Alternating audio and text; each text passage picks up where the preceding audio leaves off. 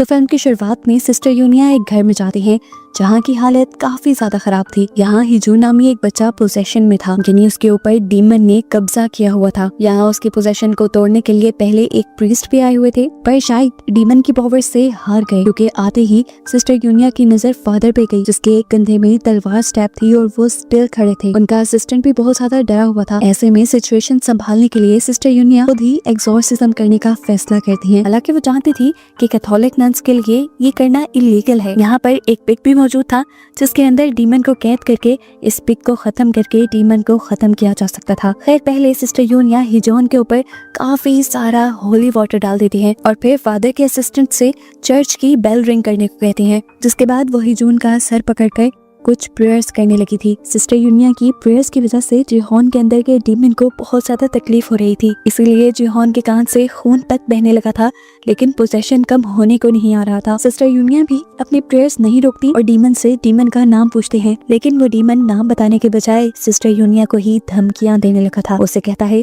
तुम इस साल का स्प्रिंग नहीं देखोगी, मैं तुम्हें ऐसी मौत दूंगा कि वो मौत इंसानों में सबसे ज्यादा भयानक होगी। तुम्हारे जैसे प्रीस्ट और फादर्स नहीं, हम जैसे सारे डीमंस को हेल में कैद कर दिया, लेकिन अब ऐसा नहीं होगा। सिस्टर यूनिया उसकी बातें सुनने के साथ साथ अपनी प्रेयर्स पढ़ती जा रही थी, जिसकी वजह से आखिर हिजोन बेहोश तो हो गया, लेकिन वो जानती थी कि हिजोन सिर्फ कंट्रोल में आया है, उसका पोजेशन खत्म नहीं हुआ। इसीलिए हिजोन को चर्च के हॉस्पिटल में एडमिट करवा दिया जाता है। हिजोन की मॉम यहाँ पर डॉक्टर को बताते हैं कि हिजोन को पोजेशन है, लेकिन यहाँ पर डॉक्टर फादर पावलो उसकी बात पे यकीन नहीं करते, क्योंकि उनको खुद पोजेशन और एक्सॉर्सिज्म पे यकीन ही नहीं था। वो इस चीज को नहीं मानते थे कि कोई डिवल एंटिटी या कोई और पावर इंसान की बॉडी पर कब्जा कर सकती है। यही बात वो हिजोन की मॉम कभी समझाने की कोशिश करते हैं कि आपके बेटे को किसी किस्म का पोजेशन नहीं है, ये एक मल्टी पर्सनालिटी डिसऑर्डर है जिससे आपका बेटा गुजर रहा है और एग्रेशन में है। लेकिन हिजोन की मॉम ने फादर पावलो को बताया वो पोजेशन में ही है। काफी मर्तबा उसका एक्सॉर्सिज्म भी किया गया, यहाँ तक के 2 फादर्स उसका एक्सॉर्सिज्म करने में नाकाम भी हो गए। लेकिन फिर उस दिन सिस्टर यूनिया ने आकर सब कुछ हैंडल किया। ये सुनकर डॉक्टर पावलो, जो खुद एक प्रीस्ट थे, वो काफी हैरान हुए, क्योंकि कैथोलिक नन्स एक्सॉर्सिज्म नहीं कर सकती थी। ये काम उनके लिए इलीगल था और इसी वजह से हम देखते हैं कि सिस्टर यूनिया को चर्च की मैनेजमेंट ने भी मीटिंग में बुलाया हुआ है।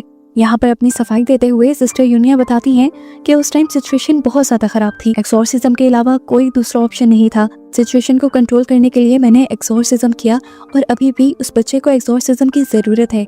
वो मैनेजमेंट से कहती है, अगर पॉसिबल हो तो हमें फादर किम और फादर जॉय को बुला लेना चाहिए, जो बहुत ज्यादा एक्सपर्ट थे, ताकि वो बच्चे का एक्सॉर्सिज्म कर सकें, क्योंकि उस बच्चे के अंदर एक नहीं बल्कि कई डीमन एक टाइम में है और एक डीमन उसमें से सबसे ज्यादा पावरफुल है, जो अपना नाम भी नहीं बता रहा। लेकिन यहाँ कोई भी सिस्टर यूनिया की बातों को सीरियस नहीं लेता। दिखाया जाता है कि यूनिया खुद उसी फादर के पास गई थी जो उस बच्चे का एक्सॉर्सिज्म करने में हार गए थे। फादर ने हिजोन का सारा केस यूनिया को समझाया, उसकी बनाई हॉन्टेड ड्राइंग्स भी उसे दे दी और आगे इस पोजेशन को खत्म करने की जिम्मेदारी उसने सिस्टर यूनिया को दे दी। सिस्टर यूनिया जब वहाँ से जाते हैं तो हम फादर को अजीब सी हालत में देखते हैं और पता चलता है कि फादर के ऊपर भी ईवल चीजों ने कब्जा बना लिया है, क्योंकि क्रिश्चियनिटी में माना जाता है अगर कोई भी फादर एक्सॉर्सिज्म करने में फेल हो जाए तो ईवल चीजें उन्हीं के ऊपर कब्जा कर लेती हैं, और ऐसा ही कुछ इन प्रीस्ट के साथ भी हुआ है। इसके बाद सिस्टर यूनिया जाती हैं डॉक्टर पावलो के पास। वो उनसे जिहोन के एक्सॉर्सिज्म की परमिशन लेना चाह रही थी, लेकिन डॉक्टर पावलो को इन चीजों पे बिल्कुल बिलीव नहीं था। वो उसे हॉस्पिटल से डिस्चार्ज करने की परमिशन देते ही नहीं है। सिस्टर यूनिया उनकी सोच बदलने के लिए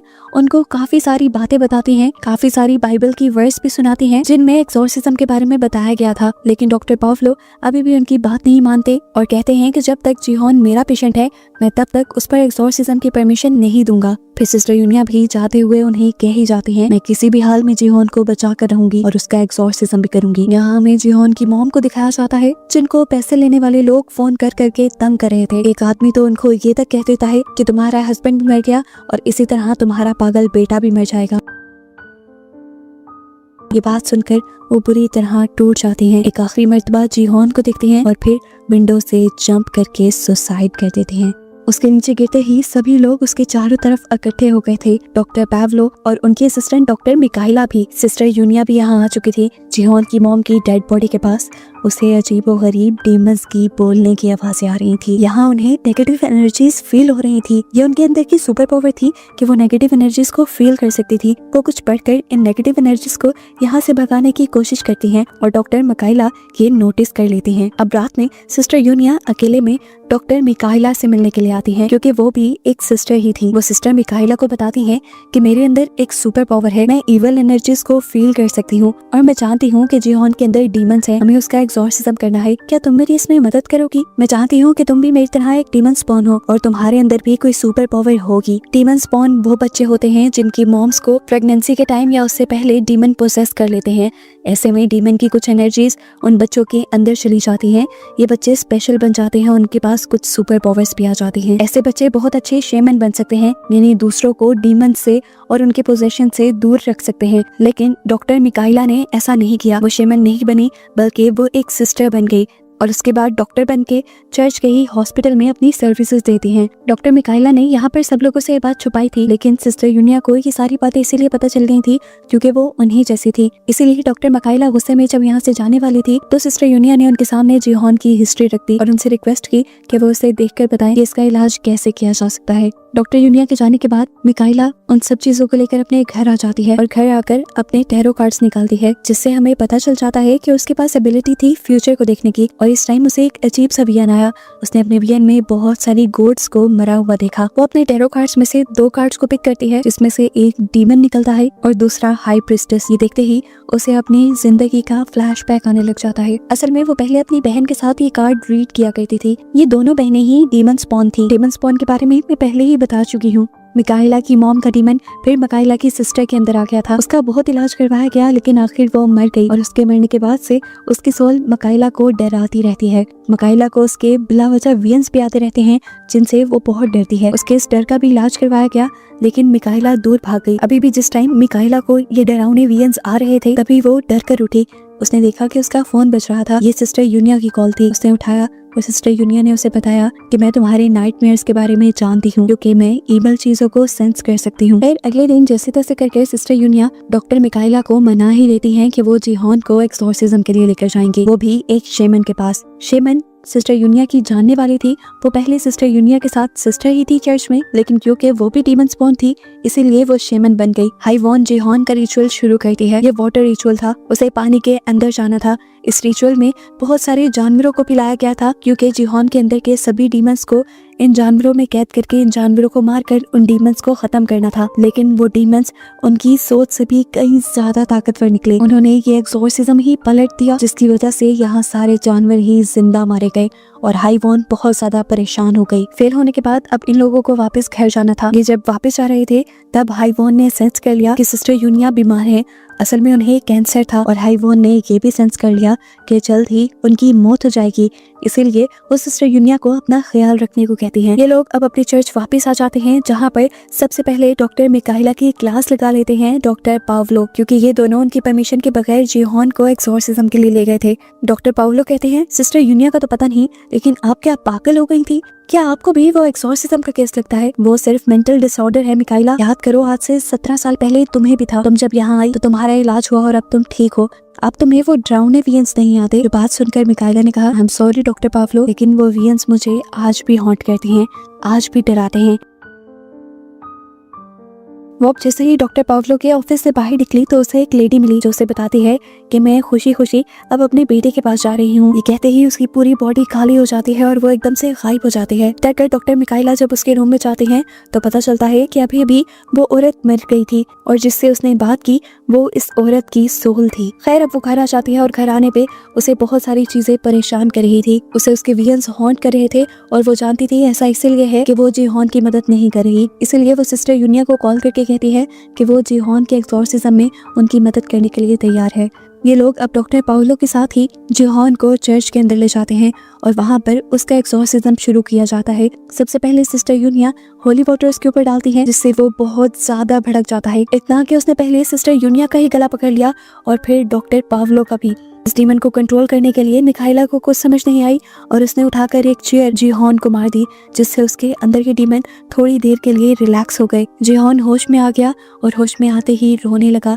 उसने यूनिया की मिन्नतें की कि प्लीज मुझे बचा लो, ये डीमंस मुझे मार देंगे और मैं मरना नहीं चाहता। आज का एक्सॉर्सिज्म इनका फेल हो चुका था। जीहॉन वापस हॉस्पिटल में था। अब डॉक्टर मिकाइला और सिस्टर यूनिया साथ बैठी हुई थी। सिस्टर यूनिया मिकाइला से कहती है, हमें एक्सॉर्सिज्म करने के लिए उस डीमन का नाम जानना है जिसने जीहॉन के ऊपर कब्जा किया हुआ है। नाम जाने बगैर हम उसका एक्सॉर्सिज्म नहीं कर पाएंगे। इस टाइम डॉक्टर मिकाइला सिस्टर यूनिया के सामने ही कार्ड रीडिंग करती हैं और उन्हें बताती हैं कि उन्हें उस डीमन का नाम जानने के लिए और अपने एक्सॉर्सिज्म को परफॉर्म करने के लिए एक तीसरे आदमी की भी जरूरत पड़ेगी। अब मिकाइला और सिस्टर यूनिया चाहती हैं अपने 2 एक्सपर्ट फादर्स को बुलाने के लिए, लेकिन वो बहुत ज्यादा बिजी थे। उनकी कुछ रिलीजियस रैलीज थी जिनको उन्होंने होस्ट करना था, लेकिन वो सिस्टर यूनिया को ये जिम्मेदारी देते हैं कि वो जीहॉन का एक्सॉर्सिज्म अच्छे से करें। अगर एक सिस्टर को एक्सॉर्सिज्म करने की परमिशन मिल ही गई है तो, लेकिन अभी भी उनको तीसरे आदमी की जरूरत थी और वो ये भी नहीं जान पाए थे कि उस डीमन का नाम क्या है। तो फादर उन्हें हिंट देते हैं कि उस डीमन का नाम किसी जानवर के ही नाम पे होगा। अब मिकाइला के मुताबिक उन्हें जीहॉन का एक्सॉर्सिज्म करने के लिए की ऑफ हेवन भी चाहिए होगा, लेकिन की ऑफ हेवन लेना इनके पास की बात नहीं थी। क्रिश्चियंस के लिए वो बहुत इम्पोर्टेंट होता है। इसी के साथ सिस्टर यूनिया हाइवॉन से भी मिलने के लिए जाती हैं और एक और मर्तबा उसकी मदद मांगती हैं, लेकिन हाइवॉन ने अब उनकी मदद करने से मना कर दिया क्योंकि ये उनका बस का काम नहीं था। साथ ही उन्हें ये भी कहा कि अब लूनर मंथ आने वाला है और इस मंथ में वो बहुत ही ज्यादा ताकतवर हो जाते हैं। इसके बाद ये लोग जब वापस चर्च पहुंचते हैं तो चर्च मैनेजमेंट उनको बुलाती है। सिस्टर यूनिया को बताया जाता है कि उनको अनऑफिशियल एक्सॉर्सिज्म करने की परमिशन तो मिल गई है, लेकिन अथॉरिटीज के मुताबिक उन्हें डॉक्टर पावलो को भी अपने एक्सॉर्सिज्म में साथ रखना होगा। तब सिस्टर यूनिया ने कहा, हम डॉक्टर पावलो को साथ कैसे रख सकते हैं फादर, उनका तो एक्सॉर्सिज्म पे बिलीव ही नहीं है। तब फादर ने कहा, मैं नहीं जानता, लेकिन यही रूल है, एक्सॉर्सिज्म में मैं और डॉक्टर पावलो दोनों आप लोगों के साथ होंगे। अब यहीं पर सिस्टर यूनिया उनसे की ऑफ हेवन भी मांग लेते हैं, जिस पर वो कहते हैं कि की ऑफ हेवन उन्हें नहीं मिल सकता और अगर उन्होंने अनऑफिशियली उसे लेने की कोशिश की तो उनकी सारी अथॉरिटी खत्म कर दी जाएगी। लेकिन खुशकिस्मती से अगले दिन मैनेजमेंट उन्हें की ऑफ हेवन भी दे ही देती है, लेकिन इस शर्त पर कि हर हाल में उन्हें एक ही एक्सॉर्सिज्म के बाद इस डीमन को हेल में पहुंचाना होगा, चाहे उसके अंदर जीहॉन बचे या ना बचे। एक्सॉर्सिज्म शुरू कर दिया जाता है। डॉक्टर पावलो जो भी एक फादर थे वो भी इन तीनों को ब्लेसिंग्स देते हैं और यूनिया अपनी प्रेयर्स पढ़ना शुरू कर देती है। इस मर्तबा उसकी प्रेयर्स कुछ ज्यादा असर नहीं कर रही थी क्योंकि डीमंस पावरफुल हो चुके थे, लेकिन उसने अपनी कोशिश जारी रखी और फिर डीमंस को गुस्सा आना शुरू हो गया। डीमंस ने उसे गालियां दी, उसका मजाक बनाया और उसे बताया कि जब तुम पैदा हुई तब भी तुम्हारी मॉम के अंदर मैं ही था। और ये बात यूनिया को पहले ही पता थी कि वो एक डीमन स्पोन है, लेकिन ये नहीं जानती थी कि जीहॉन वाला डीमन ही उसकी मॉम के अंदर भी था। वो उससे उसका नाम पूछती है, लेकिन डीमन नाम बताने को तैयार नहीं था। यूनिया से कहती है, तुम कमजोर हो, अकेले हो, लेकिन डीमन ने बताया, मैं एक नहीं हूँ और हम सब की पावर मिलकर तुम्हारी सोच से भी कहीं ज्यादा है। वो बताता है कि उसने दुनिया में आने के लिए 233 साल इंतजार किया और इसके बाद वो हर साल इस दुनिया में आता रहा। हर साल किसी न किसी को अपना शिकार बनाकर वो मारता रहा। उसे बच्चे बिल्कुल नहीं पसंद और वो दुनिया के बच्चों को मारना चाहता है। वो बताता है कि वो अभी तक 292 बच्चे मार चुका है। ये बातें बताने का मकसद ये नहीं था कि डीमन यूनिया को डरा रहा था, वो सिर्फ यूनिया को डिस्ट्रैक्ट कर रहा था। यूनिया जब उसकी बातें सुन रही थी तभी वो कमरे में हलचल मचा देता है और एक अलमारी यूनिया के ऊपर गिरा देता है। मिकाइला बहुत ज्यादा घबरा जाती है और यूनिया से पूछती है, अब क्या करोगी? वो उसे कहती है, मुझे की ऑफ हेवन दो, जो लेकर वो दोबारा अपनी प्रेयर्स पढ़ने लग जाती है। लेकिन इस मर्तबा भी उसके ऊपर ज्यादा कुछ फर्क नहीं पड़ रहा था। थोड़ी ही देर में बाहर हाइवॉन का असिस्टेंट भी आ गया इन लोगों की मदद करने के लिए। बाहर शीमन रिचुअल भी शुरू कर दिया गया डीमन को भगाने के लिए। यूनिया ने मिकाइला से दरवाजा खोलने को कहा जहाँ से बाहर की आवाजें अच्छी तरह अंदर आ सकें और शीमन रिचुअल की आवाजें सुनकर अब डीमन भी तड़पने लगा। डीमन के तड़पने से जीहॉन की बॉडी बिल्कुल काली पड़ चुकी थी, लेकिन डीमन ने भी हार नहीं मानी और बाहर बैठे हुए हाइवॉन के असिस्टेंट के ऊपर जो कि शीमन रिचुअल कर रहा था उसके ऊपर भी वो चीजें फेंकने लगा और उसे डिस्ट्रैक्ट करने लगा। हाइवॉन का असिस्टेंट डरा नहीं और उसने अपना काम जारी रखा। उसने रिचुअल तोड़ा नहीं, जिससे अब डीमन थोड़ा सा कमजोर होने लगा था। जब हर तरफ हलचल मच रही थी तब यूनिया ने डीमन से कहा, तुम मुझे बस अपना नाम बता दो, मैं वादा करती हूँ कि मैं तुम्हें अपनी बॉडी में ले लूंगी। डीमन यूनिया की बात मान लेता है और यूनिया को अपना नाम बता देता है। फाइनली अब यूनिया को नाम मिल चुका था। इसके बाद उसने डीमन से कहा, तुम जीहॉन की बॉडी को छोड़ दो और मेरी बॉडी के अंदर आ जाओ। डीमन जैसे ही जीहॉन की बॉडी को छोड़ता है यूनिया को एक विजन आता है जिसमें वो और जीहॉन स्पिरिचुअल वर्ल्ड में थे और स्पिरिचुअल वर्ल्ड में जीहॉन उसे शुक्रिया कह रहा था। इतनी देर में यहाँ बहुत तेज हलचल मचना शुरू हो जाती है। हर चीज टूटने फूटने लगती है और आग लग जाती है, क्योंकि डीमन जिहोन की बॉडी को छोड़कर यूनिया की बॉडी में आ रहा था। यूनिया कमजोर पड़ चुकी थी। उसने मिकाइला से कहा, तुम जिहोन को लेकर चर्च में चली जाओ और 3 मरतबा चर्च की बेल रिंग करना, इतनी जोर से कि वो मुझे भी सुनाई दे। मिकाइला उससे पूछती है, तुम क्यों नहीं साथ चल रही? तब यूनिया अपने जिस्म पे हाथ रख के उसे बताती है कि उसने डीमन को अपने अंदर ले लिया था, और ये जानकर वो पूरी तरह टूट गई। ये लोग तेजी से अपनी कार्स की मदद से यहाँ से निकल गए, लेकिन चर्च जाने से पहले ही बहुत सारे डिमोनिक रैट्स ने इनका रास्ता रोक लिया। उनका क्या, यहाँ पर पूरी ही ट्रैफिक को जाम कर दिया इन रैट्स ने। इन्हें जल्दी से जल्दी चर्च की बेल रिंग करनी थी। मिकाइला और हाइवोन का असिस्टेंट जल्दी से जिहोन को लेकर बाहर निकल आए और भागते हुए चर्च तक जाने के लिए निकले। ये जो उनसे चला नहीं जा रहा था, इसीलिए हाइवोन का असिस्टेंट मिकाइला को अकेले ही आगे बढ़ने को कहता है। मिकाइला जाकर फाइनली 3 मरतबा अपने चर्च की बेल को रिंग कर देते हैं। उसकी बेल को रिंग करने से पहले हमने देखा था कि जॉन का जिस्म डिमोनिक पावर्स की वजह से बिल्कुल काला पड़ने लगा था, लेकिन बेल रिंग करने के बाद उसकी बॉडी दोबारा से ठीक हो गई, जिसका मतलब था कि उसके अंदर के डीमंस ने उसे छोड़ दिया है। मिकाइला अब चर्च के अंदर जिहोन को छोड़कर फौरन यूनिया की मदद करने के लिए पहुंचती है। यहाँ हमें दिखाया जाता है सिस्टर यूनिया ने अपनी बॉडी के ऊपर की ऑफ हेवन रख के डीमन को अपने अंदर ही सील कर दिया था, और अपनी बॉडी में डीमन को सील करने के बाद वो आग के अंदर चली गई। उसने सुसाइड कर ली, अपने आप को मार दिया, अपने आप का सेक्रीफाइस दे दिया, और उसके साथ ही डीमन भी मर गया। वो जानती थी कि कैंसर की वजह से वो पहले ही मर जाएगी, इसलिए उसने डीमन को खत्म करने के लिए जिहोन के बजाय अपनी जान को खतरे में डालने का फैसला किया, और ये बात मिकाइला को पहले नहीं बताई। डीमन के खत्म होने के बाद हमें दिखाया जाता है कि अब फादर पावलो का भी माइंड बदल गया था। वो भी एक्सॉर्सिज्म और पोसेशन पे यकीन रखने लगे थे। वो उस जली हुई बिल्डिंग से मिलने वाली की ऑफ हेवन अपनी मैनेजमेंट को दे देते हैं। और कहानी के लास्ट सीन में हमें मिकाइला और जिहोन को दिखाया जाता है, जो एक लंबे सफर पे निकल रहे थे, इस इरादे के साथ कि वो दुनिया में मौजूद बाकी 12 डीमंस को ढूंढकर मार डालेंगे, उन्हें हेल में पहुंचा देंगे। और बस इनके इसी सफर को दिखाते हुए ये मूवी यहाँ खत्म हो जाती है।